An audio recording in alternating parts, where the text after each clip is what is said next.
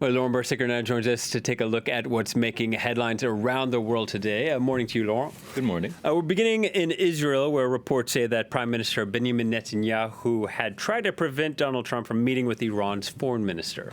That's right. You remember that Emmanuel Macron had invited Mohammad Javad Zarif, Iran's foreign minister, to the G7 last weekend with the hopes of maybe trying to get him to sit down with Donald Trump. And now, apparently, the Times of Israel is reporting that Netanyahu tried to frantically reach Donald Trump to dissuade him from meeting with Zarif earlier this week.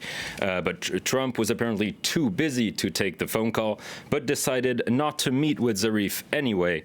And now, according to the article, Netanyahu was concerned this meeting could lead to a sit-down between Donald Trump and Iranian President Hassan Rouhani, something which actually Trump said he was open to on Monday. Now, such a meeting for Israel would be difficult to stomach because it could lead to the Trump administration maybe softening its stance on Iran without getting any tangible concessions in return. This meeting, despite Trump saying he's open to it, tensions have risen with Iran. Just how likely would this meeting be?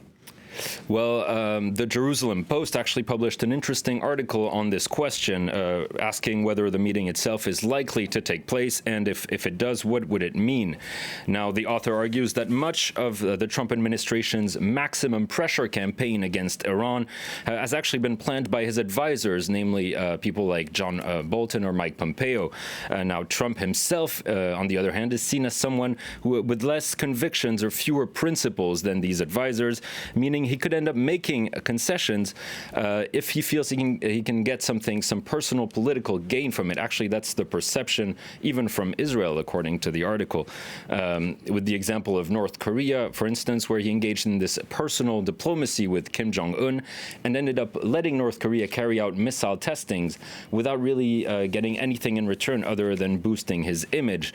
Now, Israelis are scared that this will happen also with Iran, but the article argues that with Trump soon back in Washington, his advisors are likely to advise against taking that meeting.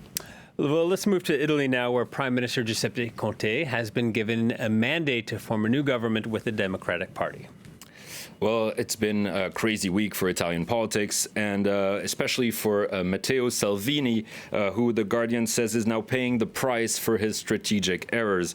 He's left licking his wounds, and I quote, after his failed gambit to force snap elections, which saw his far-right League Party excluded from the next coalition.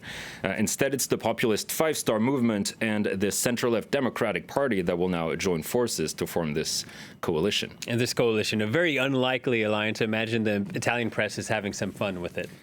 Well, it's a very unlikely coalition and alliance, as you said, and well, it's a bittersweet victory for the left, as Il Fatto Quotidiano is saying. It fears that this will simply strengthen the Five Star Movement. We can see the headline: 6 members of the Five Star Movement who could potentially obtain ministerial positions with this coalition, and the headline saying, "Not these one, thank you." Not these ones, thank you. So clearly, they don't want the Five Star to gain in strength. Meanwhile, right-wing daily Libero is also not very happy with this coalition, and showing on the left the leader of the Democrats, Nicola Zingaretti, and to the right, Luigi Di Maio, the leader of the Five Star Movement, with this caption, "Big buffoon, small buffoon." And the article is basically putting these two men in front of their contradictions, with both having said earlier this year that they were completely against working with the other party. Zingaretti said an alliance with Five Stars was out of the question, and Di Maio accused the Democrats of being corrupt, so this means that the two working together already looks like a pretty delicate affair. All right, well, let's finish now with some football and the draw for the Champions League group stage, which took place yesterday evening.